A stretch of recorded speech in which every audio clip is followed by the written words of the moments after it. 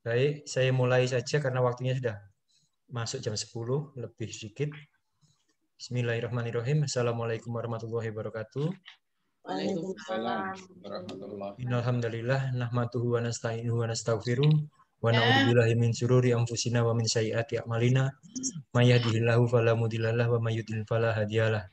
Asyhadu an la ilaha illallah wahdahu la syarikalah wa asyhadu anna Muhammadan abduhu wa rasuluh. Allahumma sholli wa sallim wa barik ala Muhammadi wa ala alihi wa ashabihi wa man tabi'ahum bi ihsan ila yaumiddin. Amma ba'du. Bapak Ibu sekalian, terima kasih atas kedatangannya pada sidang skripsi atas nama Sarah Amelia. Sebelum kita mulai, saya ingin bertanya dulu pada Mbak Sarah, apakah hari ini Anda dalam keadaan sehat jasmani dan rohani dan siap untuk mengikuti ujian ini? Alhamdulillah sehat dan siap, dokter. Siap ya, Anda sudah menyatakan siap. Oleh karena itu, sebentar lagi Anda akan saya beri kesempatan untuk mempresentasikan naskah Anda selama 10 menit. Kemudian diikuti dengan pertanyaan, karena ini ujian, jadi bisa pertanyaan, bisa usulan, bisa masukan dari para panitia penguji. Kalau Mbak Sarah sudah siap dan para penguji sudah siap, kita mulai saja. Mbak Sarah silahkan presentasi selama 10 menit dari sekarang, Mbak ya. Silahkan. Ya, saya share screen ya, dokter.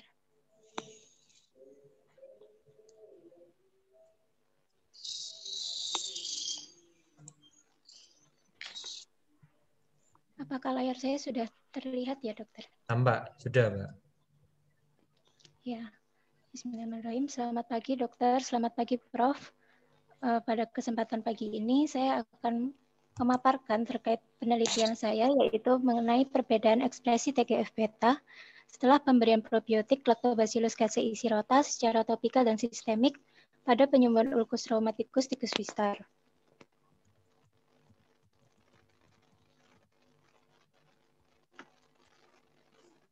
Yang pertama, untuk latar belakangnya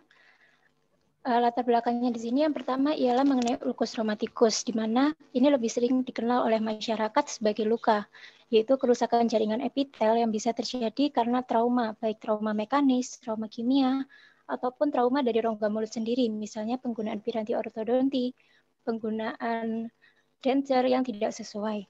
Nah, ketika seseorang memiliki ulcus rheumaticus, maka akan terjadi ketidaknyamanan ketika seseorang tersebut makan, minum, berbicara, ataupun juga dapat menyebabkan suatu kanker atau penyakit keganasan ketika ulkus ini persisten.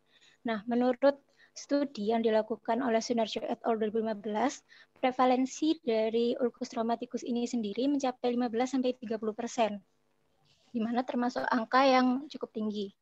Nah, selama ini ulcus rheumaticus dilakukan terapi menggunakan terapi farmakologis, misalnya penggunaan antibiotik dan antiinflamasi. Nah, ketika dilakukan terapi menggunakan antibiotik dan antiinflamasi yang memang umum digunakan di masyarakat, maka tentunya akan terjadi sebuah resistensi, di mana sebuah studi menyatakan bahwa 70% dari bakteri penyebab infeksi itu sudah resisten terhadap minimal satu jenis antibiotik yang umum digunakan di pasaran. Nah, karena adanya fenomena resistensi ini, maka timbul kebutuhan dan keinginan dari masyarakat untuk kembali ke pengobatan alamiah, yaitu salah satunya dengan menggunakan konsumsi dari probiotik. Probiotik sendiri merupakan mikroorganisme hidup yang apabila dikonsumsi atau masuk ke dalam tubuh dalam dosis atau jumlah yang adekuat dapat memberikan efek positif dalam tubuh. Salah satunya ialah dari bakteri Lactobacillus casei shirota yang sudah banyak beredar di masyarakat sebagai dalam bentuk susu terfermentasi. Nah, dari konsumsi probiotik ini dalam proses penyembuhan luka atau proses penyembuhan ulcus rheumaticus dapat memberikan efek salah satunya terhadap faktor yaitu TGF-beta.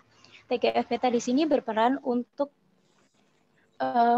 menstimulasi terjadinya angiogenesis atau pembentukan pembuluh darah, berperan dalam proses inflamasi dan berperan dalam menstimulasi terbentuknya extracellular matrix dalam proses penyembuhan luka. Sehingga ketika probiotik ini dapat mempengaruhi dari ekspresi TGF-beta baik itu meningkatkan atau menurunkan, maka tentunya akan berefek pada proses penyembuhan dari ulcus rheumaticus. Nah, pemberian probiotik selama ini dikenal di masyarakat sebagai produk yang dikonsumsi secara peroral atau secara sistemik dalam bentuk makanan atau minuman. Namun seiring dengan berkembangnya zaman, maka juga dikembangkan pemberian secara topikal untuk terapi.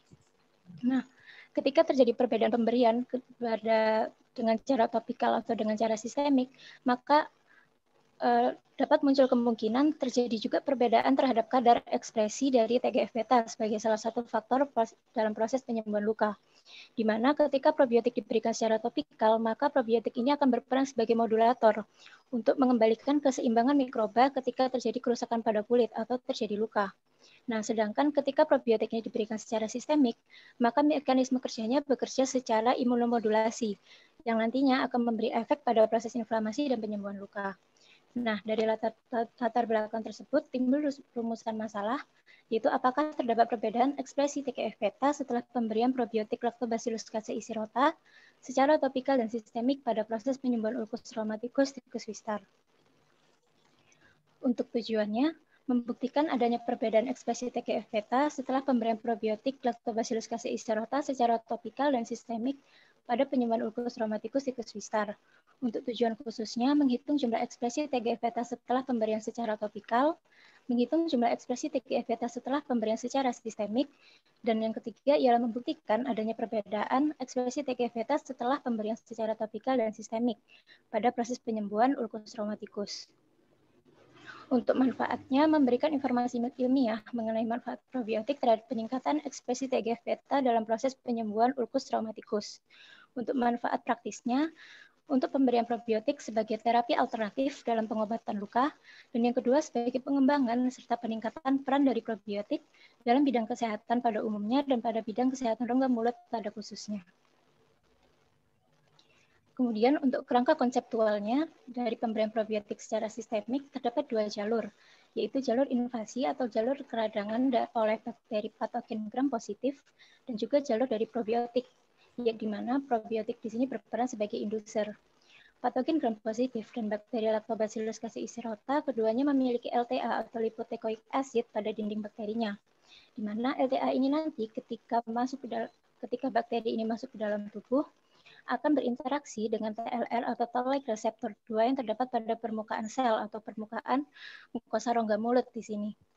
Nah, pada jalur yang pertama, ketika terdapat invasi dari bakteri patogen gram positif, LTA dari dinding bakteri tersebut akan berinteraksi dengan TLR yang terdapat pada permukaan makrofag 1 khususnya yang berperan dalam proses inflamasi. Ketika terjadi interaksi tersebut, maka interaksi tersebut akan memicu terjadinya transduksi sinyal yang akan mengaktifasi myeloid differentiation factor 88. Nah, dari aktivasi dari myeloid differentiation factor ini akan menginduksi IKB kinase pada sitoplasma yang akan mendegradasi inhibitor kappa B. Ketika inhibitor kappa B ini terdegradasi, maka NF-kB akan aktif di sitoplasma dan akan bertranslokasi ke nukleus yang akan memicu sintesis DNA, sintesis sitokin pro-inflamatori oleh DNA, sehingga akan terjadi proses inflamasi. Ketika terjadi proses inflamasi, maka yang akan meregulasi dari kinerja makrofag 1 ini adalah makrofag 2 yang akan menghasilkan atau mengekspresikan sitokin antiinflamasi, misalnya IL-10 dan salah satunya adalah TGF-beta. Nah, ketika probiotik masuk ke dalam tubuh dan LTA dari dinding bakterinya berinteraksi dengan TLR2 pada epitel mukosa rongga mulut, maka akan terjadi dua mekanisme, yaitu yang pertama menghambat proses inflamasi melalui hambatan ke NF-kB-nya, sehingga terjadi hambatan pada proses produksi sitokin proinflamatori, atau yang kedua ialah dengan meregulasi keseimbangan antara THL/1, THL/2 atau antara makrofag 1 dan makrofag 2 sehingga terjadi keadaan homeostasis. Begitu pula pada pemberian secara topikal juga terdapat dua jalur, yaitu jalur invasi dari patogen gram positif yang akan memicu terjadinya proses inflamasi dan juga jalur pada probiotik Lactobacillus casei shirota. Probiotik Lactobacillus casei shirota pada pemberian secara topikal juga bekerja dengan dua mekanisme, yaitu menghambat NF-kB sehingga tidak terjadi hambatan ekspresi sitokin proinflamatori, atau yang kedua ialah dengan memicu terjadinya jalur persinyalan PI3K AKT, di mana jalur persinyalan ini merupakan jalur persinyalan yang berperan untuk ketahanan sel ketika terjadi stres. Ketika terjadi stimulasi pada jalur persinyalan tersebut, maka akan terjadi produksi beta-katenin pada nukleus yang akan memicu terjadinya produksi MMP dan TGF-beta. Kemudian untuk hipotesis penelitiannya ialah terdapat perbedaan ekspresi TGF-beta setelah pemberian probiotik Lactobacillus casei shirota secara topikal dan sistemik pada penyembuhan ulcus rheumaticus ticus wistar. Untuk jenis penelitiannya ialah penelitian eksperimental laboratoris dengan rancangan penelitian post-test early control group design. Untuk besar sampelnya dari rumus Lemma-Show, untuk penelitian untuk jenis analitik ialah didapatkan besar sampel 6 kelompok, di mana di sini terdapat 6 kelompok sampel sehingga total sampel yang digunakan ialah 36. Nah, untuk kriteria inklusi dari sampelnya ialah menggunakan tikus yang berjenis kelamin jantan berumur 2-3 bulan dengan berat badan sekitar 175-250 gram. Dan tikus yang digunakan harus sehat, yaitu dengan ciri bergerak aktif, dapat berdiri, mata dan bulu tidak kusam. Untuk kriteria eksklusinya ialah tikus mati ketika penelitian berlangsung.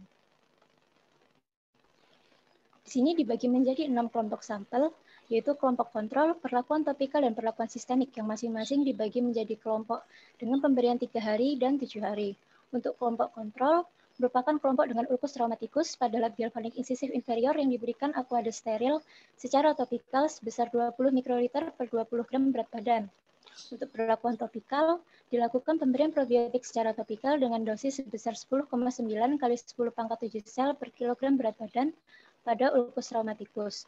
Untuk perlakuan sistemik, dilakukan pemberian probiotik secara sistemik sebesar 10,9 kali 10 pangkat 7 sel per kilogram berat badan, di mana pemberian secara topikal digunakan tuberculin squid, dan untuk perlakuan sistemik dilakukan dengan menggunakan feeding tube. Untuk variabel penelitian di sini, ya ada variabel bebasnya, ialah pemberian probiotik secara topikal dan sistemik. Untuk variabel terikatnya ialah ekspresi TGF-beta, dan variabel terkendalinya ialah ulcus rheumaticus. Untuk penelitiannya, pengondisian dan pemberian perlakuan tikus wistar dilakukan di Laboratorium Biokimia Fakultas Kedokteran Universitas Airlangga, dan untuk pemrosesan jaringan dan pengamatan ekspresi TGF-betanya dilakukan di Research Center FKG UNER. Dalam periode penelitian yaitu dari bulan Juli sampai Oktober 2020. Untuk alat yang digunakan, di sini digunakan tuberculin squid untuk pemberian topikal, feeding tube nomor 8 untuk pemberian secara sistemik, mikrotom, label penomoran, inkubator mikroskop, dan burniser ujung bulat diameter 2 mm untuk pembentukan ulcus rheumaticus dengan Bunsen spiritus burner. Untuk bahannya, di sini digunakan probiotik, aqua steril, ketamin untuk anestesi, jaringan histologi epitel mukosa tikus wistar, dan bahan lain untuk pembuatan preparat IHC, di mana di sini digunakan antibodi primer, yaitu antibodi monoklonal anti-rat TGF-beta, dan antibodi sekunder, yaitu SAHRP. Untuk cara kerja penelitiannya, yang pertama mempersiapkan alat dan bahan, kemudian dilakukan aklimatasi tikus wistar selama 7 hari di kandang. Kemudian dilakukan pembuatan ulcus rheumaticus dengan ujung burniser yang dipanaskan selama kurang lebih 15 detik sampai ujungnya merah menyala.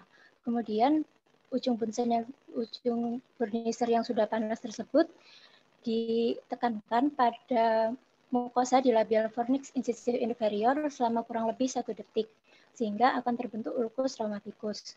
Kemudian setelah 24 jam pembentukan ulcus rheumaticus dilakukan pengamatan klinis dari ulkusnya apakah sudah terbentuk. Kemudian setelah ulkus terbentuk dilakukan aplikasi aqua steril pada kelompok kontrol, kemudian pemberian probiotik baik pada kelompok topikal ataupun kelompok sistemik. Kemudian pemberian ini dilakukan selama 3 hari dan 7 hari sesuai dengan kelompok sampelnya. Kemudian dilakukan pengamatan klinis dari ulkus tersebut setiap hari sebelum dilakukan pemberian. Pemberian yang selanjutnya. Kemudian dilakukan pengambilan jaringan pada hari keempat untuk kelompok dengan pemberian 3 hari dan pada hari ke-8 untuk kelompok pemberian selama 7 hari. Setelah dilakukan pengambilan jaringan, maka dilakukan pembuatan preparat IHC dan kemudian dilakukan analisis data untuk mengetahui ekspresi TGF-betanya. Nah, dari penelitian tersebut didapatkan hasil. Yang pertama, untuk nilai rata dan standar deviasi dari TGF-beta. Dari tabel dan grafik yang terdapat di PowerPoint ini, terdapat perbedaan ekspresi TGF-beta antara kelompok kontrol, kelompok perlakuan sistemik, dan kelompok perlakuan topikal, baik pada perlakuan selama 3 hari maupun perlakuan selama 7 hari. Di mana pemberian probiotik secara topikal memiliki rata yang paling tinggi, yaitu sebesar 8,5 pada pemberian secara topikal 7 hari, yang merupakan nilai paling tinggi, dan nilai paling rendah didapatkan pada kelompok kontrol 3 hari dengan nilai rata 2,33. Di sini juga terjadi perbedaan di mana pemberian sistemik dan pemberian topikal lebih tinggi daripada kelompok kontrol. Kemudian dari data tersebut, dilakukan uji normalitas menggunakan Kolmogorov-Smirnov test yang di sini menunjukkan datanya tidak berdistribusi normal karena p-value yang dibutuhkan di sini ialah lebih dari 0,05, di mana dari data tersebut hanya perlakuan sistemik 7 hari yang datanya berdistribusi normal, sehingga dapat dikatakan data dari penelitian ini merupakan data non-parametrik.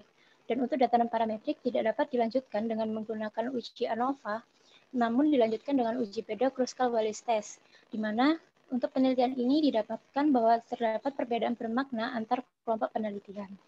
Kemudian dilakukan uji Mann-Whitney untuk mengetahui perbedaan antar kelompok penelitian, dan dari hasilnya untuk p-value kurang dari 0,05 didapatkan pada seluruh kelompok penelitian, kecuali antara kelompok topikal 3 hari dengan kelompok topikal 7 hari. Yang berarti terdapat perbedaan bermakna jumlah TGF-beta setelah pemberian probiotik topikal dan sistemik pada ulkus rheumaticus. Dan pemberian probiotik secara topikal memiliki pengaruh bermakna untuk meningkatkan jumlah ekspresi TGF-beta pada proses penyembuhan luka. Dan berikut merupakan gambaran dari ekspresi TGF-beta dari pemeriksaan IHC. Kemudian untuk pembahasannya dari penelitian ini didapatkan hasil bahwa terdapat peningkatan ekspresi TGF-beta baik pada pemberian secara topikal maupun pemberian secara sistemik. Nah, pemberian probiotik pada daerah luka di sini dapat mempercepat proses penyembuhan karena terjadi peningkatan ekspresi TGF-beta. Di mana ketika ekspresi TGF-beta ini meningkat, maka tentunya akan terjadi peningkatan kecepatan pada pembentukan ekstraselular matriks pada fase proliferasi penyembuhan luka.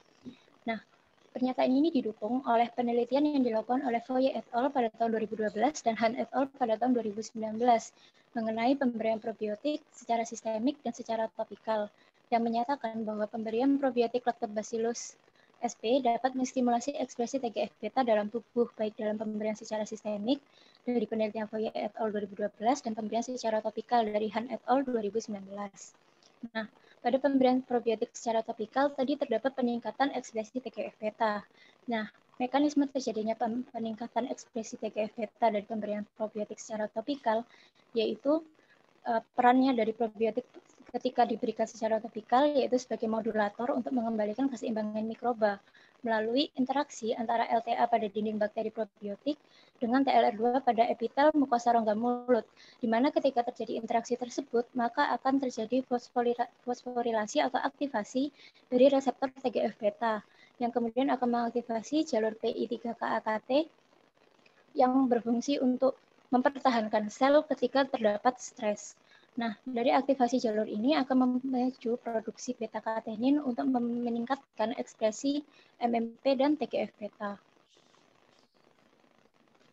Kemudian untuk pemberian secara sistemik juga didapatkan peningkatan TGF-beta ya, dengan mekanisme yaitu terjadinya interaksi antara bakteri probiotik dengan GALT atau gastrointestinal lymphoid tissue dengan mukosa gastrointestinal untuk kemudian melakukan imunomodulasi, di mana imunomodulasinya di sini terdiri dari beberapa mekanisme.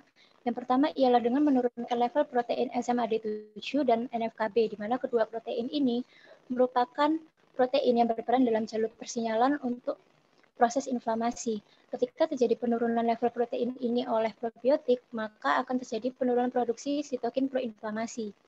Kemudian juga terjadi regulasi dari makrofag 2 untuk meningkatkan ekspresi IL-10 dan TGF-beta dan membuat keadaan homeostasis antara T helper 1 dan T helper 2. Kemudian juga terdapat regulasi sistem imun perifer melalui microbiome good brain axis yang dilakukan penelitian oleh Poutahidis et al. 2013, di mana ketika terjadi microbiome gut brain axis ini, maka akan terjadi peningkatan oksitosin, di mana ketika terjadi peningkatan oksitosin pada sistem syaraf pusat, maka akan terjadi percepatan proses penyembuhan luka dengan hambatan proses inflamasi dan juga peningkatan fibroblas yang dipicu oleh adanya peningkatan TGF-beta. Kemudian pada hasil penelitian ini juga didapatkan bahwa pemberian probiotik secara topikal lebih efektif dalam meningkatkan ekspresi TGF-beta. Terdapat beberapa alasan, yaitu yang pertama ialah ketika dilakukan pemberian probiotik secara topikal, maka adesi probiotik langsung terjadi pada daerah luka, sehingga tentunya mekanisme kerjanya akan lebih cepat apabila dibandingkan dengan pemberian probiotik secara sistemik. Kemudian, ketika dilakukan pemberian secara topikal, otomatis probiotik yang diberikan juga akan masuk ke sistem pencernaan karena ditelan oleh host. Nah, ketika probiotik ini tertelan atau masuk ke dalam sistem pencernaan, akan terjadi double mekanisme, di mana sudah terjadi mekanisme kerja di daerah luka atau di daerah targetnya setelah pemberian topikal, kemudian juga terdapat mekanisme imunomodulasi pada sistem pencernaan atau pada mukosa gastrointestinalnya setelah probiotik tersebut masuk ke dalam sistem pencernaan. Pernyataan ini didukung oleh penelitian yang dilakukan oleh Servin pada tahun 2018 mengenai terapi probiotik secara sistemik dan secara topikal untuk terapi rhinosinusitis, di mana penelitian ini membuktikan bahwa pemberian probiotik secara topikal lebih efektif sebagai terapi apabila dibandingkan dengan pemberian secara sistemik. Untuk kesimpulannya, terdapat perbedaan ekspresi TGF-beta setelah pemberian probiotik secara topikal dan sistemik pada penyembuhan ulcus traumaticus ticus wistar, yang berarti hipotesis penelitian ini terbukti. Dan untuk sarannya ialah menggunakan indikator lain yang terlibat pada proses penyembuhan ulcus traumaticus untuk pemberian secara topikal ataupun sistemik pada probiotik. Dan yang kedua ialah dosis pemberian probiotik secara topikal dan sistemik berdasarkan luas permukaan ulkus untuk pengembangan di terapi pada manusia. Sekian pemaparan dari saya, Dokter dan Prof. Terima kasih. Terima kasih Mbak Sarah Amalia. Untuk menghemat waktu, saya langsung berikan kesempatan pada panitia penguji. Yang pertama saya beri kesempatan adalah Dr. Tantiana dulu untuk memberikan pertanyaan atau masukan atau usul. Terserah, monggo Dr. Tantiana, dan Mbak Sarah akan menjawabnya. Ya, matur suwun atas waktunya. Yang pertama-tama saya akan bertanya, kenapa yang dilihat TGF-beta, kok tidak TGF-alpha? Gitu, coba.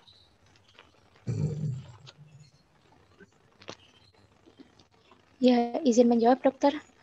Untuk penelitiannya dilakukan dengan menggunakan TGF-beta karena menurut literatur yang saya baca, TGF-beta ini lebih banyak terdapat di tubuh manusia dibandingkan dengan TGF-alpha. Seperti itu, Dokter. Jadi karena lebih banyak dan lebih mudah ditemukan pada tubuh manusia dibandingkan TGF-alpha, maka dilakukan penelitian mengenai TGF-beta. Selain itu, TGF-beta di sini juga memiliki peran yang jelas untuk pada proses penyembuhan luka, terutama pada proses proliferasi pembentukan ekstraseluler matriks pada proses penyembuhan luka. Seperti itu, Dokter.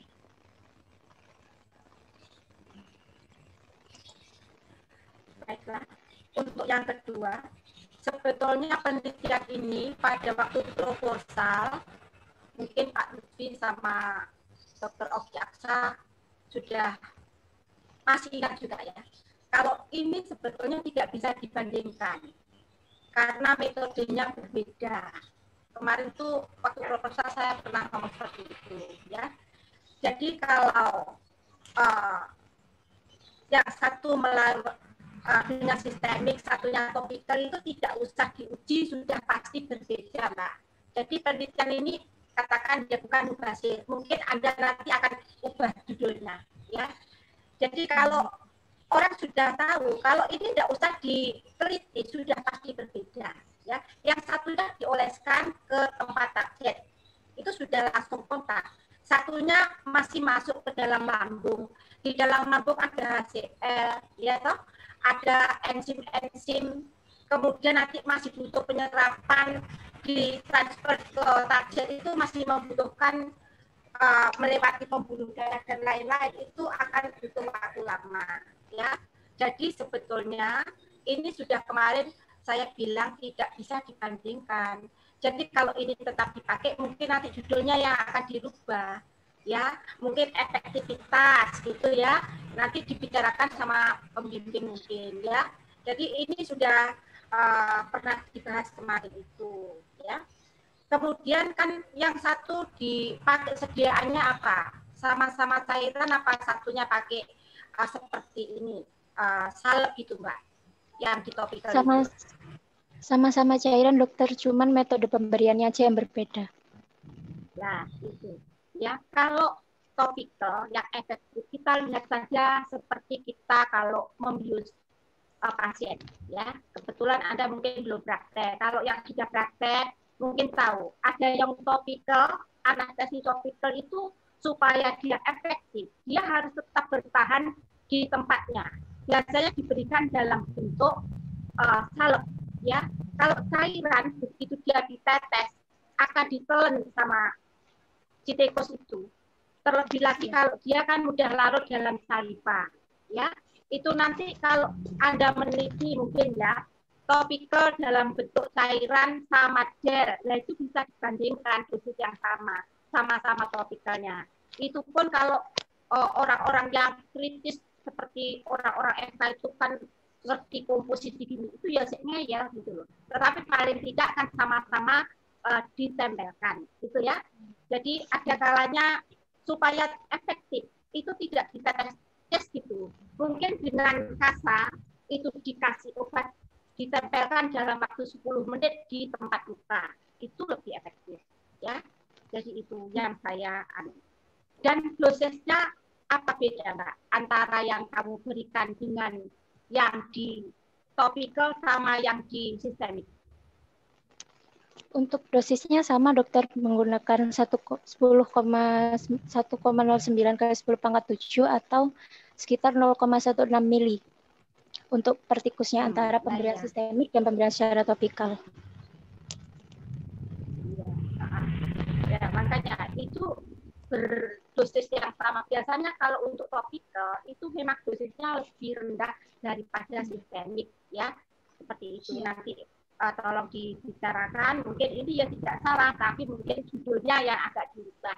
Jadi tidak seakan-akan dibandingkan. Kalau dibandingkan pasti berbeda. Jadi tidak usah diteliti, sudah pasti berbeda, gitu ya. Jadi karena ada faktor-faktor, yaitu tadi asam lambung, terus ada asam pedu, itu akan menetralisir itu Mbak, banyak bahan itu. Kemudian yang ini masukkan abstrak. Abstrak itu sebetulnya Anda sudah banyak benar, tetapi Anda ada yang tidak konsisten memakai ini huruf sambung. Seperti yang di atas ditulis differentiated in expression of TGF beta. Kemudian yang di bawah digantilah tidak off, tapi in, ya, NTGF beta, ya. Jadi di atas itu sudah benar, ya, ekspresi dari TGF beta itu pakai off, Mbak. Ya, yang bawah itu kamu ganti in, ya. In. Kemudian ini nanti bisa saya foto tak WA-kan kamu, ya. Masih banyak ini, yang bawahnya juga ini. Pada luka kamu in apa lagi? Mestinya on, ya, gitu-gitu itu Mbak. Oh, iya dokter. Ya, jadi ini banyak nanti saya kasih apa namanya coret-coretan tak anukan WA, kalau dibacain satu-satu mungkin nanti akan jenuh, ya, akan jenuh. Iya, baik ya. dokter. Ya. Ya. Terus ini berikutnya ini pendahuluanmu Mbak. Pendahuluanmu itu panjang banget ini. Berapa halaman ini? 5 lebih. Ya 6 halaman. Kalau pendahuluan itu sakmin iki kokean, ya. Itu mungkin maksimal 3 gitu. Lainnya mungkin akan lebih baik dimasukkan ke tinjauan pustaka ya Mbak. Itu Oh, ya, pilih yang penting. Pendahuluan ini kan kenapa Anda melakukan penelitian ini yang mendasari ya pertimbangannya itu ya. Tentang teori-teori itu kamu nanti masukkan ke dalam ini apa namanya? Tinjauan pustaka. Jadi orang enggak lelah baca pendahuluan kok saat ini kan ada yang memang tidak penting ya enggak usah ditulis ya. Jadi supaya enggak terlalu kebanyakan.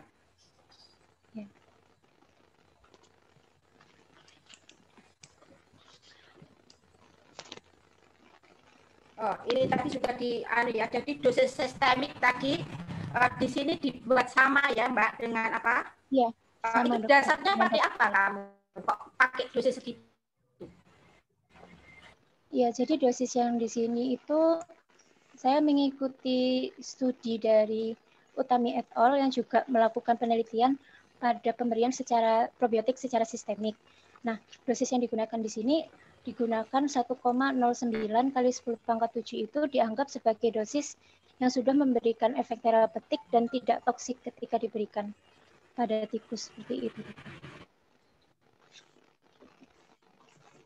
Oh, jadi dosisnya sudah ada yang peneliti yang terdahulu ya? Mengikuti penelitian yang terdahulu, yang mirip kemudian juga. Yang halaman 58 ini pemberian menggunakan pemberian apa ini? Metode pemberian probiotik topika yang dilakukan dengan menggunakan metode intraoral dropping method. Ini pakai apa Mbak? Istilahnya sendok kayak atau squid atau apa?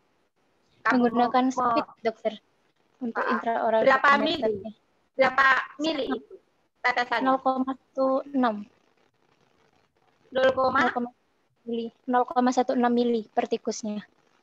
Jadi ditekankan ke daerah ulkusnya seperti itu, dokter. Berapa kali sehari, Mbak? Berapa kali sehari itu? Satu kali pagi. Satu kali aja. Sekitar jam 9 itu dilakukan pemberian probiotiknya. Baik yang topikal maupun yang sistemik. Waktunya sama. Oh, sama. Jadi cuma sekali dalam sehari gitu ya? Iya. Padahal kalau kita seandainya saya ini mengobati pasien saya yang aktus stomatitis yang besar-besar dulu Mbak, itu biasanya kan saya kasih katakan obat atau apa itu ya, itu biasanya saya minta 3 kali sehari Bu, atau minimal 2 kali sehari, itu lebih efektif ya. Jadi mungkin kalau suatu ketika penelitian lagi, jadi ini kan dosis sekali sehari, ya berarti single dose. Ada yang bisa dibuat 2 kali sehari, ya, atau 3 kali sehari. Itu biasanya akan lebih efektif, tuh ya. Yang feeding itu alatnya apa, Mbak? Kayak sonde gitu, apa sama seperti squid gitu? Kalau untuk feedingnya yang pemberian secara sistemik kan menggunakan feeding tube nomor 8 dengan panjang 40 cm. Jadi itu bentuknya seperti pipa gitu dokter, nanti langsung masuk ke lambungnya dari tikus itu. Jadi masuk dari mulut itu langsung ke lambungnya. Karena sekali drop berapa dosisnya? Berapa mili? Sama 0,16 mili dokter. Oh, itu juga cuma berapa tadi? 1,6 mili. 0,16. Iya. Makanya kenapa kalau untuk obat-obat yang di pasaran itu ada kalanya kan dikemas dalam bentuk kapsul, ya Mbak? Ya. Itu mungkin dia untuk melindungi juga supaya dia tidak mudah dirusak oleh cairan-cairan ini supaya nanti dia akan sampai di target ya. Jadi seperti itu. Tapi kalau dalam bentuk cairan mungkin segitu itu masih membasahi tenggorokan saja. Ya, jadi belum sampai di lambung sudah nempel-nempel di situ dengan segala macam segala macam netralisirnya. Ya. Jadi ini sediaan sudah. Kemudian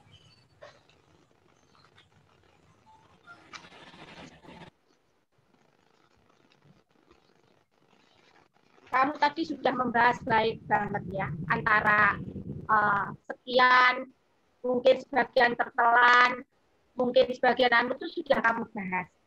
Kemudian tapi kesimpulannya, kamu hanya mengatakan bahwa ini ada perbedaan, ya. Tetapi kamu belum menyebutkan bahwa mana yang lebih efektif. Meskipun tadi kamu narasikan bahwa yang topikal lebih efektif, ya kan? Ya, kamu narasikan, tapi di sini tidak dituliskan, ya. Oh, ya. Jadi dituliskan, ya. Ya, dokter. Ya. Terus yang terakhir, ini kok penulisan kepustakaan pakai apa, Mbak ini? Daftar pustaka. Menggunakan Mendeley, dokter. Ini memang tidak pakai nomor-nomor ya? Enggak, dokter. Oh, memang seperti ini.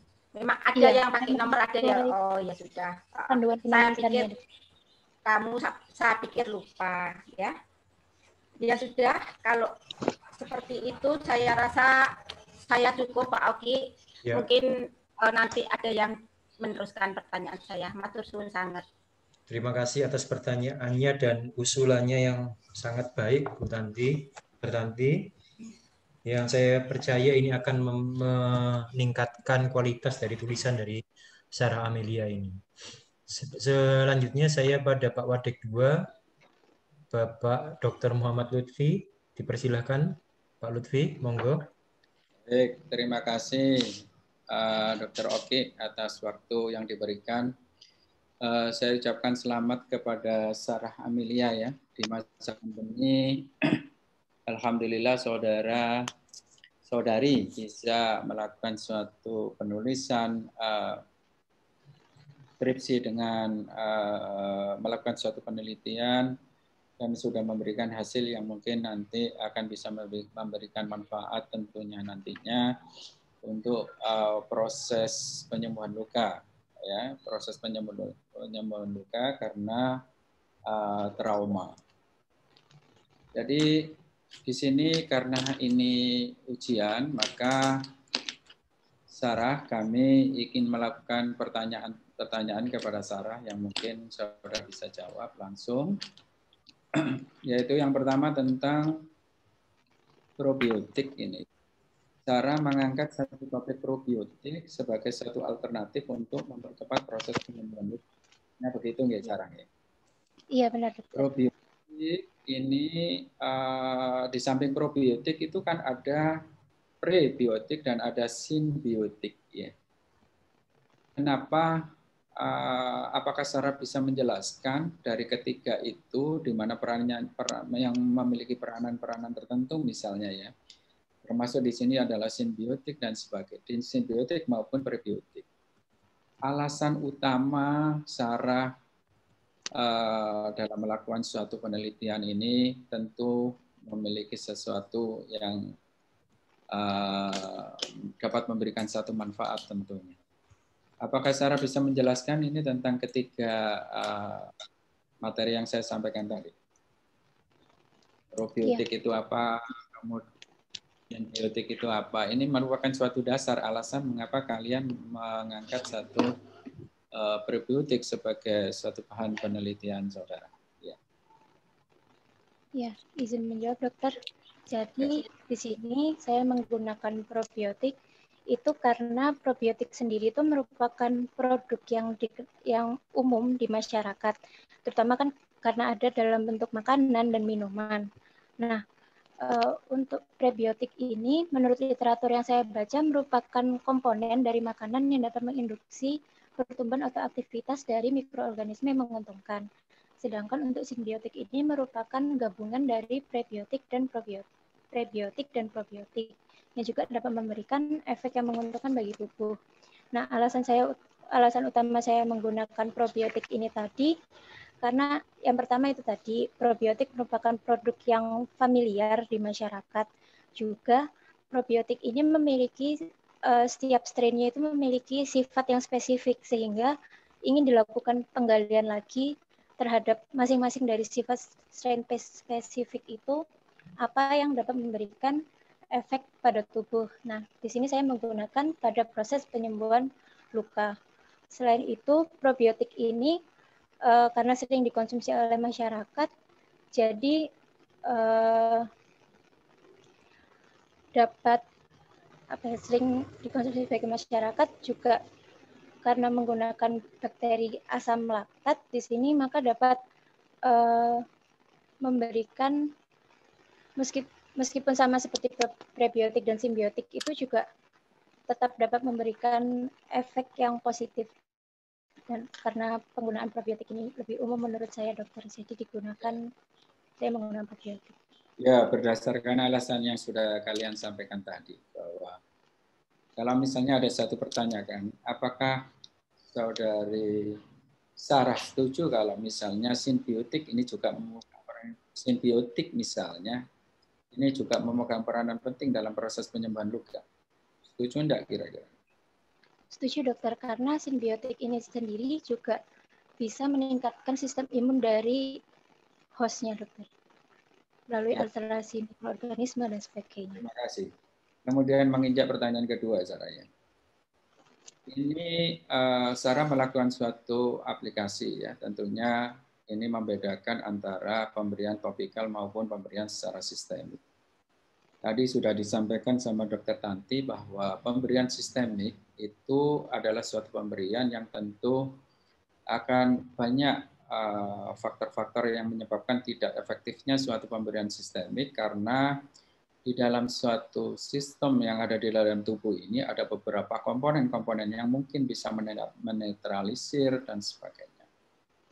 Selain itu, pada pemberian topikal itu bagaimana saudara mengantisipasi seperti yang saudara sampaikan tadi pada saat Dr. Tantiana bertanya, itu prosesnya kan pakai pemberian cair nih ya. Iya, dokter. Pemberian cair. Padahal syarat untuk efektivitasnya itu adalah bahwa bahan itu harus menetap lama, kan begitu kan. Kalau pemberian cair tentu sangat rawan sekali untuk terjadinya suatu proses hilangnya pada daerah yang kalian berikan pada satu lokasi trauma tadi. Iya. Kira-kira antisipasi apa yang bisa saudara katakan bahwa apabila saudara berikan satu bentukan cair itu sudah bisa kalian anggap itu sudah terjadi adhesi pada epitel yang ada di situ. Padahal mungkin faktor salivanya dan sebagainya atau pergerakannya itu bisa membuat sesuatu itu menjadi hilang dari situ. Kalau kita lihat proses anestesi pun itu jarang yang sang cair ya, biasanya dalam bentuk pasta yang dengan daya lekat yang cukup memberikan sesuatu ruang yang lama di situ sehingga dia bisa bekerja secara efektif. Bisa jelaskan Sarah kena antisipasinya, kira-kira kemungkinan terjadinya suatu distorsi adanya atau penyimpangan hasil dari proses pemberianmu ini? Iya, jadi selama perlakuan kemarin, dokter, untuk pemberian yang secara topikal itu kan menggunakan tuberculin squid. Nah, pemberiannya itu dilakukan secara perlahan, jadi memberikan dosis probiotiknya itu diteteskan secara perlahan, dan posisi penetesannya itu dekat dengan daerah ulkusnya, jadi tidak ada jarak atau jaraknya cuma sedikit antara mukosa dengan ujung tuberculin squid-nya. Jadi tetap terjadi kontak antara probiotik dengan ulkusnya itu tersebut. Jadi meskipun diberikan secara cair, tetap ada kontak selama kurang lebih 20-30 detik antara probiotik dengan ulkusnya sebelum dimasuk ke pencernaannya dari tikus tersebut. Baik. Seperti kira-kira antara waktu yang kalian sebutkan tadi, antara 20-30 detik, apakah itu sudah bisa terjadi, bisa ada satu jurnal yang mengatakan bahwa durasi kontak adhesi gitu sudah bisa menyebabkan suatu adhesi dan menimbulkan suatu reaksi untuk menstimulasi adanya suatu imun respon di sana? Ya, dokter. Jadi untuk pemberian secara topikal menggunakan intraoral dropping method ini, saya mengikuti literatur dari penelitian Hitomi et al. Pada tahun 2015 yang juga melakukan pemberian secara topikal yaitu dengan menggunakan tuberculous spuit dan metode intraoral dropping method. Nah, dari literatur tersebut disebutkan bahwa diperlukan kontak selama kurang lebih 30 detik ketika dilakukan pemberian topikal supaya terjadi efek seperti itu, dokter. Jadi mengikuti literatur atau penelitian yang sudah dilakukan sebelumnya. Ya. Kemudian tujuan kamu memberikan suatu pemberian topikal ataupun sistemik ini tentu kalian ingin mempercepat satu proses penyembuhan luka di sana kan. Gitu ya. Ya, dokter. Kalau kita lihat bahwa traumatic ulcer itu sudah established diberikan suatu antibiotika, antiseptik maupun anti-inflamasi di sana. Ya. Apakah pemberian probiotik ini bisa menggantikan peran-peran dari antibiotika, antiseptik ataupun antiinflamasi yang diberikan, yang sudah established diberikan? Saya ingin penjelasan dari Amelia, barangkali bisa menjelaskan bagaimana mekanisme itu bisa dikatakan lebih baik ataupun bisa menggantikan obat-obatan yang sudah saya sebutkan tadi, mengingat obat-obat tadi tentu tidak lepas dari efek menguntungkan dan merugikan, ya kan? Monggo silakan dijawab. Ya, dokter. Jadi untuk efektivitas probiotik dibandingkan obat-obatan yang sudah ada, misalnya antiinflamasi, antibiotik, itu tentunya akan lebih efektif oleh obat-obatan karena mengandung bahan-bahan kimia, di mana apabila menggunakan probiotik ini menggunakan mikroorganisme yang tentunya efektivitasnya akan sedikit lebih rendah apabila dibandingkan penggunaan bahan-bahan kimia. Tapi penggunaan probiotik di sini dapat menjadi sebuah alternatif karena pada pemberian menggunakan bahan kimia tentunya akan ada efek samping dan juga resistensi, di mana hal ini dapat diatasi atau diberikan alternatif dengan menggunakan probiotik. Juga sudah ada studi yang menyatakan bahwa bakteri yang menyebabkan infeksi terutama pada terjadinya luka itu sudah resistensi terhadap minimal satu jenis antibiotik. Jadi meskipun efektivitasnya mungkin lebih kuat penggunaan obat dengan bahan kimia, probiotik ini dapat dijadikan sebuah alternatif. Seperti itu, dokter.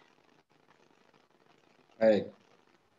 Kemudian ini ya kalau seperti judul yang kalian sampaikan, ya, bahwa salah satu faktor yang paling penting di sini adalah pada proses penyembuhan luka dengan melihat ekspresi daripada TGF-beta. Mana TGF-beta ini salah satu kan, bukan semuanya kan ya. Ada beberapa growth factor yang lain. Ya. Growth factor yang lain seperti vascular endothelial growth factor, kemudian ada platelet growth factor, fibroblast dan lain sebagainya itu juga ikut berperan penting dalam suatu proses penyembuhan luka. Dan itu memang satu indikator bahwa beberapa jurnal dikatakan bahwa dengan meningkatnya itu maka akan terjadi satu proses penyembuhan yang lebih efektif dibandingkan yang tidak. Ya. TGF-beta ini adalah suatu growth factor. Jadi ending atau tujuan daripada penelitian ini adalah bagaimana meningkatkan ekspresi TGF-beta, begitu ya, benar ya yang saya sampaikan. Iya. Kalau misalnya saya lihat dari hasil penelitian atau dari Amelia, bahwa pada hari ketiga pasca pemberian, kemudian hari ketujuh itu terjadi peningkatan terus, ya. Betul ya? Iya, benar, dokter. Dan saya lihat signifikan peningkatan. Dan ini saya menunjukkan dalam benak saya bahwa ini ada tren untuk meningkat terus growth factor di sini ya setelah pemberian. Ya, yang saya tanya, peningkatan yang terus-menerus ini yang tidak mungkin di hari-hari berikutnya kalau kita evaluasi mungkin meningkat lagi. Apakah ini yang diharapkan dari satu penelitian ini? Apakah terus meningkatkan growth factor tanpa adanya suatu proses penurunan dan sebagainya?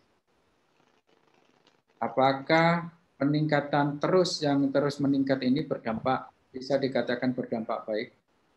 atau sebaliknya? Iya dokter. Jadi untuk penelitian ini digunakan pemberian selama 3 hari dan selama 7 hari, di mana dari hasilnya juga didapatkan peningkatan pada kedua kelompok, baik yang pemberian secara 3 hari maupun selama 7 hari. Nah, di sini peningkatan ini terjadi karena pada waktu 3 hari dan 7 hari ini merupakan masuk dalam fase proliferasi, di mana pada hari ketiga itu mulai terjadi fase proliferasi dengan adanya migrasi fibroblast ke daerah luka. Dan pada hari ke-7, menurut literatur yang saya baca, itu terjadi peningkatan atau nilai paling tinggi dari kadar fibroblast pada daerah luka, di mana fibroblast ini distimulasi oleh adanya ekspresi TGF-beta. Dan fase proliferasi ini terjadi sampai hari ke-21 menurut literatur yang saya baca. Tentunya selama dari hari ke-7 ke hari 21 tetap akan ada peningkatan, tetapi tidak signifikan sampai sudah terbentuknya ekstraselular matriks. Seperti itu dokter menurut saya. Yang saya tanyakan, kalau meningkat terus akibat pemberian ini, dampaknya baik apa enggak bagi kesehatan? Untuk growth factor meningkat terus, iya. Growth factor yang meningkat terus tidak bisa begitu distimulasi dengan adanya suatu probiotik, meningkat terus dia. Tidak mau turun misalnya. Ini apa yang terjadi kira-kira? Baik apa tidak? Kalau peningkatan terjadi secara terus-menerus tanpa ada misalnya penurunan atau tidak, berarti kan menunjukkan tidak ada kondisi homeostasis atau tidak ada kondisi keseimbangan. Nah, maka tentunya akan berakibat buruk. Misalnya bisa menjadi suatu penyakit karena kalau misalnya ulkus juga terjadi secara terus-menerus kan juga bisa menjadi suatu keganasan. Jadi ketika suatu proses terjadi secara terus-menerus, maka tentunya akan berdampak buruk karena berarti tidak ada homeostasis dari tubuh seperti itu. Betul. Itu yang saya maksud memang ya. Jadi memang semuanya itu perlu suatu faktor homeostasis. Kenapa ini tidak? Apakah ini bisa menyebabkan terus-menerus? Jawabannya adalah tidak, tergantung. Jadi peran daripada itu adalah membuat sesuatu itu menjadi suatu homeostasis. Jadi apabila imun sistem ini akan dioptimalisasi oleh adanya suatu pemberian ini, maka dengan sendirinya imun sistem ini akan mengontrol proses keseimbangan daripada growth factor pada sisi mana ia akan diperlukan dan pada sisi mana ia akan ditekan. Ya, begitu ya. Baik, terima kasih. Satu pertanyaan lagi ya. Sarah dalam satu penelitian ini saya lihat di kerangka konsep itu kan bahwa pemberian probiotik ini akan menekan NF-kappa B. Ya, betul begitu ya? Ya benar, dokter. Jadi baik secara sistemik maupun secara lokal, dia akan menekan NF-kappa B yang merupakan suatu sinyal untuk pelepasan sitokin proinflamasi. Kalau sitokin proinflamasi ditekan pada pemberian ini, apakah proses inflamasi itu dengan artinya berarti inflamasi itu ditekan ya, ditiadakan begitu maksudnya? Dihambat dokter sampai mencapai keadaan homeostasis. Berarti terjadi suatu hambatan pada fase inflamasi. Kalau saya tanya begini, apakah inflamasi itu tidak penting sehingga harus pada awal sudah harus dihambat? Ya, menurut saya proses inflamasi itu juga proses yang penting dokter, karena dengan terjadinya proses inflamasi, di mana pada proses penyembuhan itu pada fase inflamasi terjadi migrasi neutrofil atau PNN ke daerah luka, sehingga inflamasi ini juga dibutuhkan karena sebagai suatu bentuk pertahanan dari tubuh dokter. Gitu. Tapi apabila tidak ditekan, tidak dihambat, maka bisa menyebabkan suatu gangguan pada tubuh seperti itu dokter. Dihambatnya itu pada awal apa pada beberapa fase yang harusnya berhenti? Misalnya terjadi satu injury atau apapun ya, luka. Itu kan pasti dibutuhkan fase inflamasi begitu. Nah, mekanisme kerja ini apakah menghambatnya dari awal begitu diberikan ada satu luka langsung inflamasinya dihambat, apakah nanti beberapa hari setelah fase inflamasi itu mestinya harus berakhir untuk menghindari delay inflamasi itu baru bekerja begitu. Ya, menurut literatur yang saya baca, penghambatan fase inflamasi ini dilakukan setelah kurang lebih 3-4 hari, di mana dalam waktu 3-4 hari ini anggapannya fase inflamasi itu sudah selesai. Jadi hambatan di sini bertujuan untuk mencegah terjadinya proses inflamasi yang secara terus-menerus melebihi dari waktu di mana seharusnya fase inflamasi tersebut sudah berakhir. Seperti itu, dokter. Ya, satu lagi. Dari hasil penelitianmu ini, kira-kira pemberian mana yang lebih baik ini? Sistemik atau pemberian secara topikal? Pemberian secara topikal, dokter. Yang kamu rekomendasikan nanti apabila ini menjadi suatu prototipe ataupun apapun nantinya ya, berarti pemberian yang kamu rekomendasikan sebagai alternatif penyembuhan traumatik ulcer itu kamu rekomendasikan yang apa? Topikal apa sistemik? Yang topikal, dokter, karena mekanisme kerjanya lebih cepat apabila dibandingkan yang sistemik. Mekanismenya itu memodulasi imun sistem itu ya, semuanya ya, baik keduanya, baik topikal maupun sistemik ya? Iya, sama, dokter. Kalau kita lihat sistem imun itu di mukosa ini banyak sekali loh, hampir 70% dibandingkan di tempat lain, ya kan? Iya. Kira-kira apa yang menyebabkan kok lebih efektif di topikal daripada di sistemik ya? Kalau kita lihat ada GAD, ada Page-Mayer dan sebagainya itu yang merupakan komponen-komponen imun modulator. Kalau itu kontak dengan prebiotik itu akan menstimulasi proses imun sistem seperti itu ya. Kira-kira apa penyebabnya? Iya, menurut saya penyebab yang paling signifikan di sini adalah posisi adesinya, dokter. Karena apabila diberikan secara topikal, adesinya itu langsung pada mukosa yang mengalami trauma, sehingga terjadi peningkatan sistem imun atau respon dari peningkatan ekspresi TGF-beta atau sitokin antiinflamatorinya itu langsung berada pada daerah lukanya, apabila dibandingkan pemberian secara sistemik yang adesinya pada mukosa gastrointestinal atau usus terlebih dahulu yang harus memiliki proses yang lebih kompleks untuk mempercepat proses penyembuhan luka apabila dibandingkan langsung pada daerah kerjanya. Seperti itu, dokter. Ya, baik. Terima kasih atas jawabannya, Sarah Amelia ya. Saya rasa sudah, Dr. Aksa, sudah mungkin yang lainnya barangkali ada pertanyaan. Ya, terima kasih. Terima kasih banyak atas pertanyaannya yang cukup bagus dan masukannya dari Dr. Lutfi ya, Mbak Sarah ya. Tolong semua dicatat dan dijadikan masukan untuk perbaikan. Walaupun tulisan Anda ini sudah ya cukup bagus juga menurut saya. Nah, sebelum saya kembalikan ke para pembimbing, saya sedikit akan merangkum mungkin. Saya juga sedikit punya pertanyaan, tapi akan lebih bentuknya akan lebih banyak ke arah rangkuman saja. Saya pertama setuju dengan pendapat Dr. Tantiana tadi bahwa antara pemberian sistemik dan pemberian topikal ini mungkin agak tidak apple to apple untuk dibandingkan. Karena sistemik itu melalui perjalanan yang panjang ya. Dan mekanismenya juga beda melalui GALT yang ada di dalam usus dan kemudian melalui sistem imun yang ada dalam usus namanya pacemaker ya. Patch layer ya namanya ya. Page-Mayer. Patch-Payer ya. Page-Mayer, ya. Payer page ya.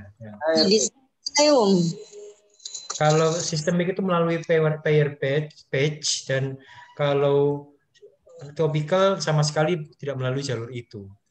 Jadi jalur juga berbeda, kemudian obat itu setelah masuk ke usus juga akan dihancurkan dan dia akan problemnya akan banyak dan mekanismenya akan berbeda jauh dengan sekadar diteskan atau aplikasikan secara topikal. Oleh karena itu, tapi tidak harus, artinya tidak berguna, bukan. Penelitian ini juga ada gunanya. Mungkin benar Dokter Tanti, mungkin akan bisa dipikirkan bagaimana bila redaksionalnya diganti, misalnya efisiensi atau efektivitas pemberian probiotik secara topikal, gitu ya. Tapi tidak dalam bentuk judulnya keluar akan dibandingkan, gitu ya. Nanti dalam metodenya mungkin untuk mengukur efektivitasnya dibandingkan dengan yang sistemik, ya. Jadi bisa dibicarakan dengan para pembimbing.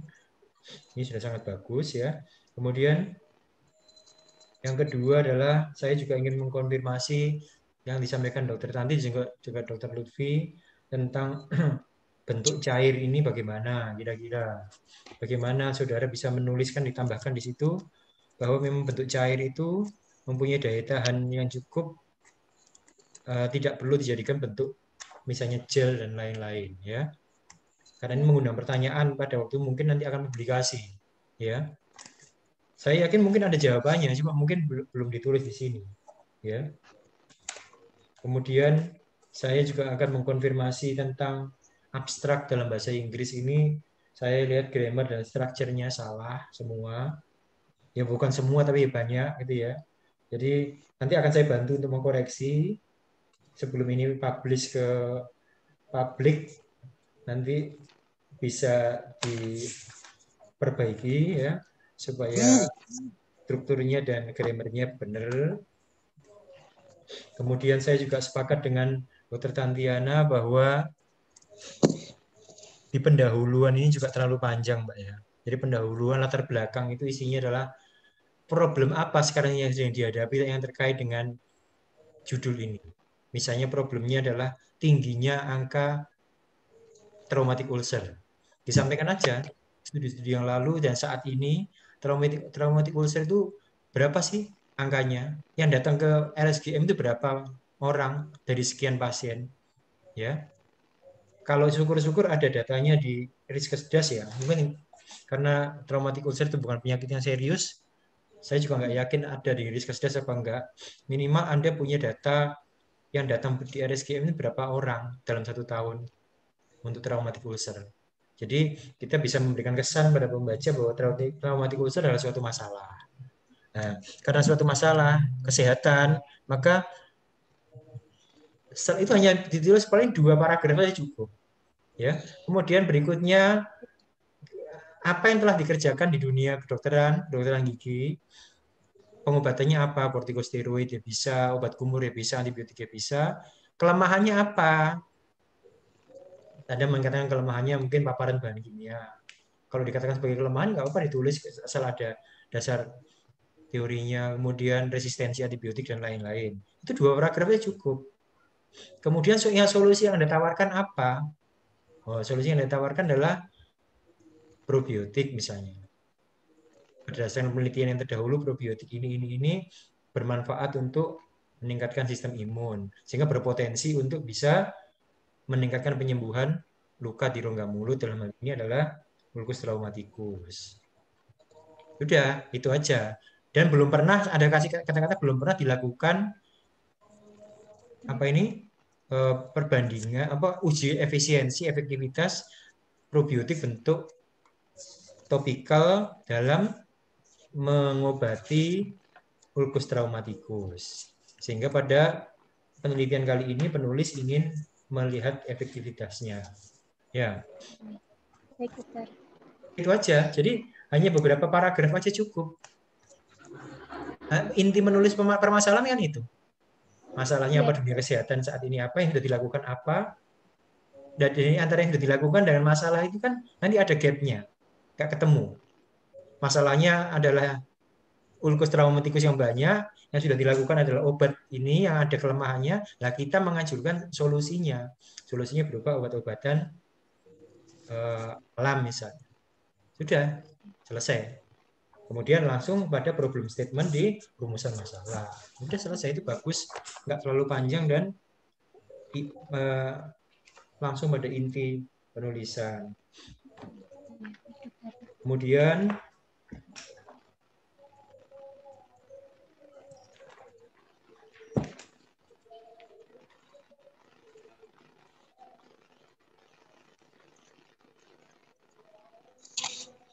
Pak ya. Saya kasih tanda sudah ini.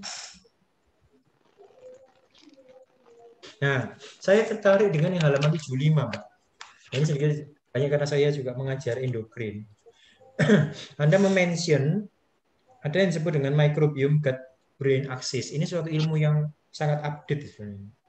Ini menunjukkan bahwa ternyata antara usus dan otak itu ada hubungan yang erat. Jadi apa yang kita makan itu mempengaruhi pemikiran kita. Jadi kalau kita makannya jelek-jelek, sesuatu yang jelek-jelek, banyak trans fat, banyak lemak-lemak jelek, banyak gorengan, atau banyak pengawet dan lain-lain, itu mempengaruhi kualitas otak salah satunya. Jadi microbiome gut brain axis. Gula terutama juga.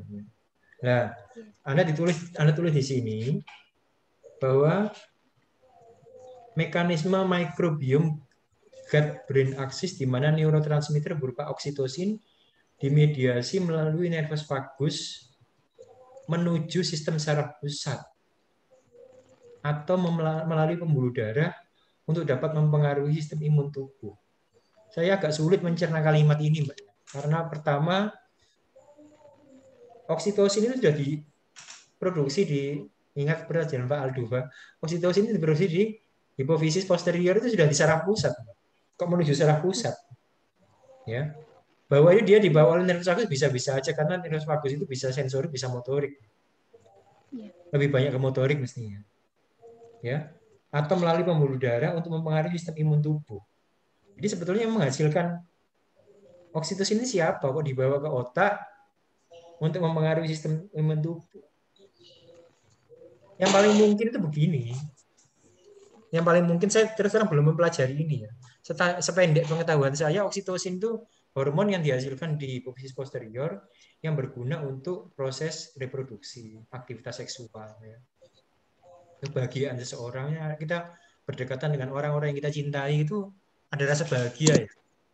Jadi mungkin Dokter Tanti paham banget tentang teori ini ya, yang sering kita bicarakan ya. Dan pada saat kita berdekatan dengan orang yang kita cintai, orang yang kita sayangi, istri kita, anak kita, keluarga kita, ada perasaan bahagia. Lalu pada saat itulah oksitosin keluar. Ya, memang ada kontribusinya terhadap sistem imun, iya, pasti. Tapi apa mestinya jalurnya dari otak justru menuju ke perifer, bukan kalimatnya bukan dimediasi oleh nervus vagus menuju sistem saraf pusat ini. Jadi tolong dikonfirmasi aja jurnalnya. Apakah begini bunyinya, apakah begini benar? Kemudian di bagian halaman bawah itu juga tertulis meningkatkan regulasi oksitosin pada microbiome gut brain axis yang ditransmisikan melalui jalur nervus vagus. Oksitosin ini dapat menghambat proses inflamasi dengan menurunkan jumlah neutrofil serta meregulasi sel-sel regulatori pada sistem imun perifer. Saya setuju bahwa oksitosin itu dari pusat menuju ke perifer untuk memperbaiki sistem imun. Sehingga orang kalau bahagia, berdekatan dengan yang dicintainya, itu dia nggak mudah sakit. Oleh karena itu dalam situasi COVID seperti ini kan kebahagiaan nomor 1 kan. Ya. Kita bahagia dalam konteksnya dengan orang yang dicintai ya, itu adalah oksitosin, Pak. Bukan bahagia punya duit gitu, itu lain lagi. Oksitosin itu satu hormonnya, dia disebut hormon cinta. Karena kalau kita bahagia dengan orang yang dicintai, bukan bahagia punya uang ya. Itu bahagianya kan lain ya. Pada situlah hormon oksitosin keluar dan dia akan dikeluarkan menuju perifer dan mempengaruhi sistem imun. Sebetulnya microbiome gut brain axis dan oksitosin ini adalah pendekatan yang bagus untuk Anda menggambarkan tentang probiotik. Tapi sayangnya kok Anda tidak tulis dalam kerangka konsep Anda. Walaupun tidak harus juga ya. Artinya tidak harus begitu. Tapi kalau bisa Anda menemukan puzzle-nya itu kemudian ditaruh di kerangka konsep lebih cakep lagi, karena microbiome gut brain axis ini sesuatu yang baru, Mbak. Prof Tuti juga saya yakin sudah paham juga semua yang di sini. bahwa ini teori yang baru yang menunjukkan bahwa antara usus dan otak itu ada hubungan. Ini beberapa tahun yang lalu kita belum bicara masalah ini. Ini ilmu baru ini. Yang mungkin yang dikembangkan juga sama Dr. Retno. Saya kira, kemudian yang terakhir untuk penyempurnaan saja, daftar pustaka saya lihat ada peningkatan kualitas daripada yang waktu proposal kemarin. Bagus, sudah. Saya lihat sudah benar. Yang adalah P atau PP-nya aja. P atau PP, itu aja. Anda konfirmasi. Pilih salah satunya, jangan satunya P, satunya PP. Ya. Saya kira masukan dari saya itu, saya juga ucapkan selamat pada Mbak Sarah atas keberhasilannya menyusun naskah skripsi yang cukup lengkap dan bagus ini. Ini kan tidak lain tidak bukan adalah bimbingan yang cukup baik dari kedua pembimbing saudara yang sangat berkompeten di bidangnya. Oleh karena itu, saya sekali lagi saya ucapkan selamat dan ini sangat berpotensi untuk dipublikasikan di jurnal internasional saya kira. Saya kira itu dulu masukan dari saya. Kemudian saya kembalikan pada dokter pembimbing keduanya siapa ya? Bu Tuti. Ya. Pembimbing kedua dulu aja deh. Mungkin Bu Tuti punya usul atau tanggapan atau pertanyaan. Matur nuwun, Dr. Oki, Dr. Tanti, dan Pak Lutfi, Dr. Lutfi atas masukan yang cukup banyak dan cukup bermakna sekali, sangat penting untuk lebih baiknya makalah ini untuk dibawa atau dipublikasikan ke jurnal internasional. Mengenai usulan Bu Tanti dan Dr. Oki juga Pak Lutfi mengenai judul dari skripsi ini yaitu perbedaan, memang dari saya sendiri ada rencana kalau artikel ini akan dipublikasikan, memang judul ini terlalu panjang dan memang harus dibuat lebih singkat dan lebih simpel, yang nantinya akan menghilangkan juga rencana saya tuh mengenai perbedaan ini. Sehingga mungkin judulnya tidak seperti yang ada di dalam judul skripsi ini. Kemudian juga mengenai pendahuluan yang terlalu panjang juga, ini memang harus dipersingkat lagi. Matur nuwun Dr. Oki yang sudah memberikan masukan cukup sistematis kepada Sarah. Jadi topik-topik yang perlu dimasukkan adalah misalkan mengenai apa yang sudah mengenai prevalensinya,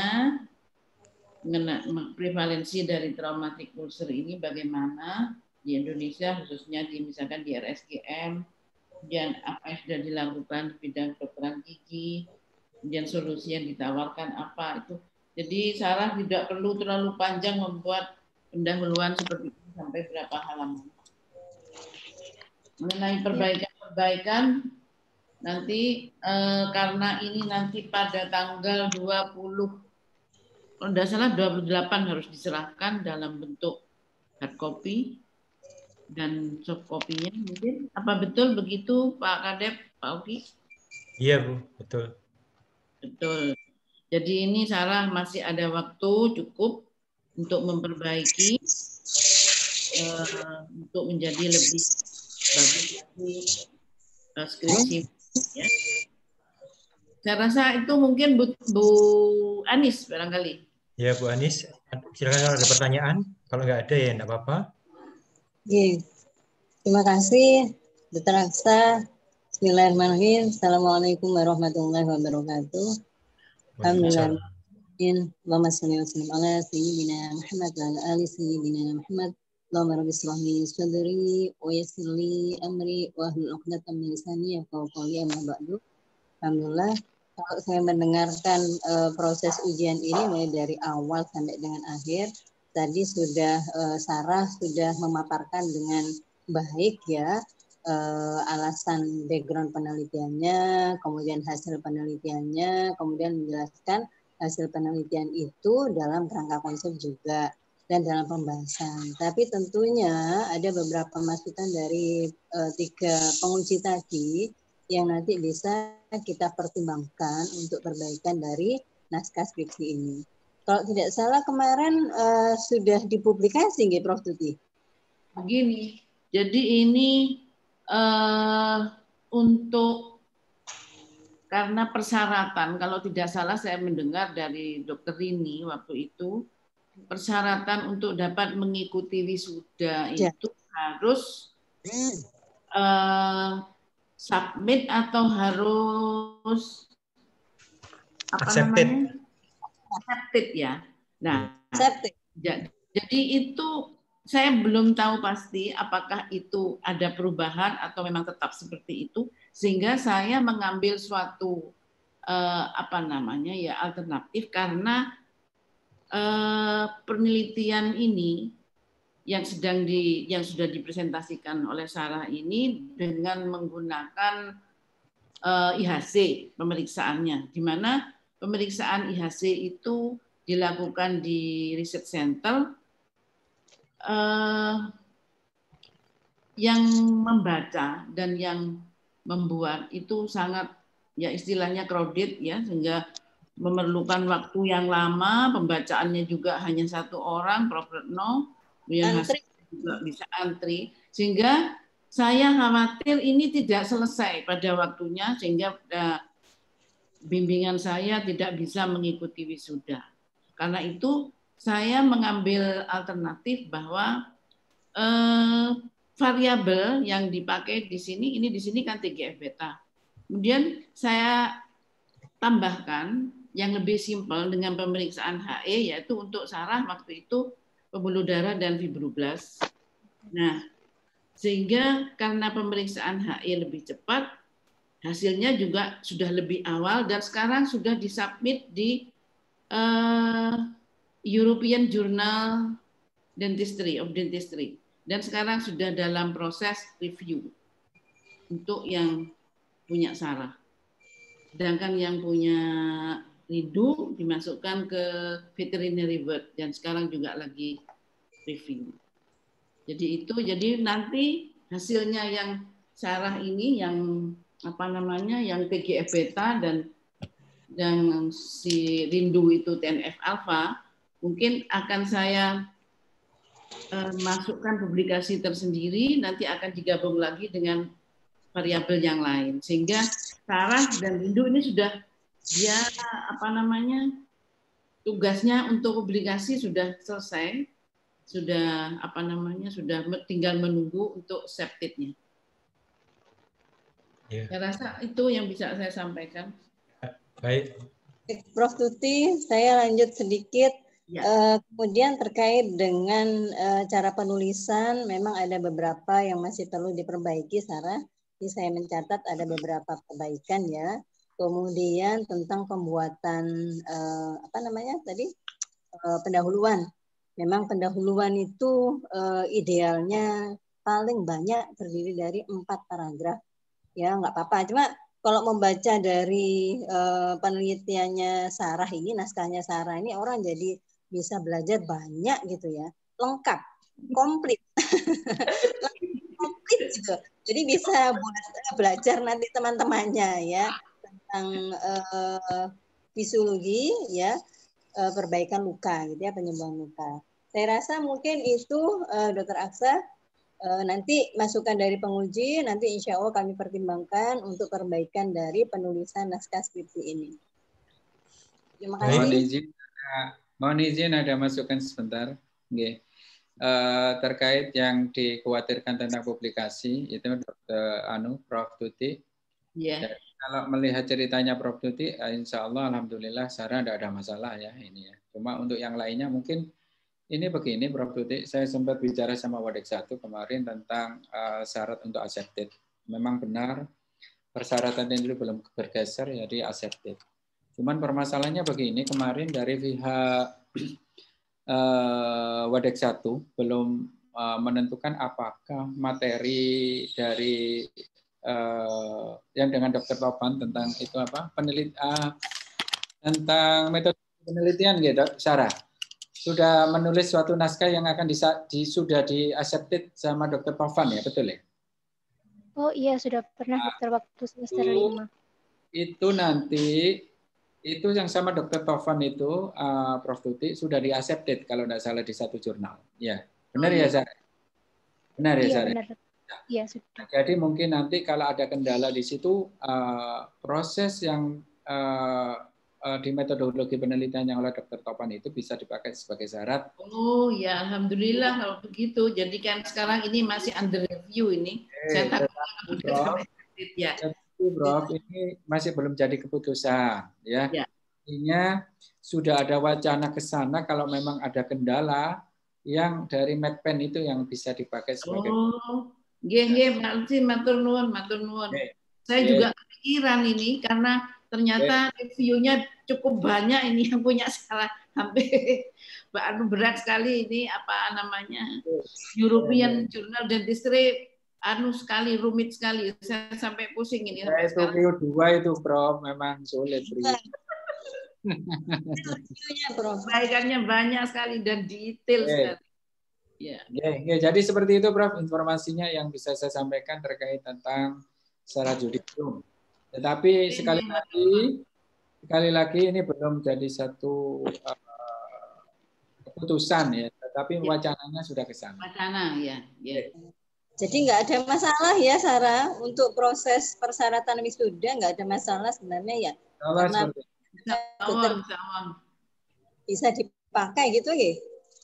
Yang punya Dr. Tovan ya. Kalau misalkan yang IJD ini masih under review bisa bolak-balik under review ya. Betul seperti itu ya.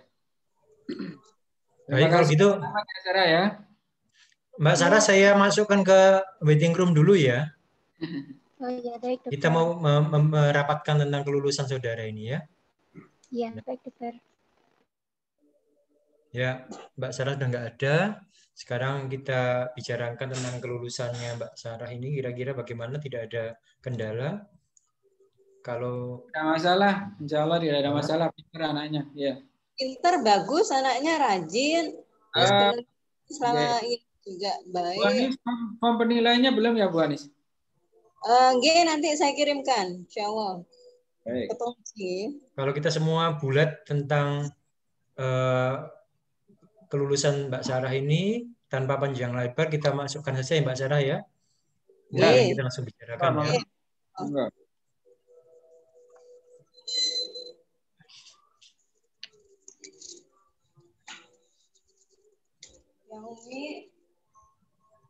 Ya.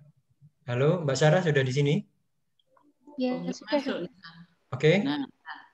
Mbak Sarah, kami semua sudah membicarakan tentang nilai saudara, tentang kelulusan saudara. Intinya kami semua bisa menerima tim penguji dan tim penilai dan tim penguji skripsi ini bisa menerima skripsi saudara dan saudara dinyatakan ya bisa lanjut dengan syarat revisinya diselesaikan ya. Ya masih punya waktu yang ya tidak terlalu banyak tapi ya tidak terlalu sedikit juga untuk merevisi masukan-masukan dari semua dosen-dosen tadi ya. Lalu nanti sebelum naskahnya ditandatangani, konsultasi akhir ke setiap penguji apakah benar seperti ini revisinya gitu ya. Kira itu aja dari saya. Selamat Anda telah berhasil dalam ujian ini. Ya. Dan sebelum kita tutup, Mbak Sarah mungkin mau menyampaikan sesuatu? Ucapan terima kasih atau apa? Ya, terima kasih sebelumnya kepada Dr. Anis selaku pembimbing, juga kepada Prof. Tuti yang dari awal sudah membimbing saya dari mulai proposal sampai selesai penelitian. Juga terima kasih kepada dokter dari tim penguji untuk masukan dan koreksinya untuk perbaikan naskah skripsi saya hingga saya bisa menyelesaikan sampai proses ini. Mungkin itu saja dokter. Kalau gitu kita foto dulu ya. Tolong Anda gini pakai bukunya Ini ya. Kelihatan ya bukunya. Semua kameranya dinyalakan. Saya foto dulu.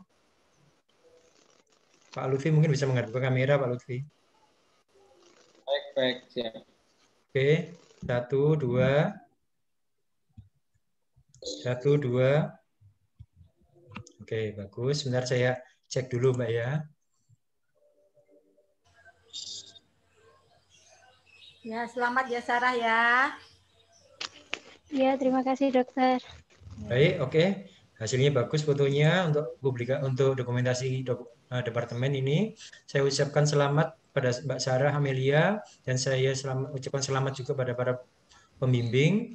Ucapan terima kasih pada para penguji dan kami akhiri pertemuan hari ini dengan membaca hamdalah karena semuanya sudah diberi kemudahan Allah untuk selesai tepat pada waktunya. Dan kami ucapkan wabillahi taufik. Wassalamualaikum warahmatullahi wabarakatuh. Waalaikumsalam. Waalaikumsalam warahmatullahi wabarakatuh. Matur nuwun banyak, Dek Oki. Ya, Nanti.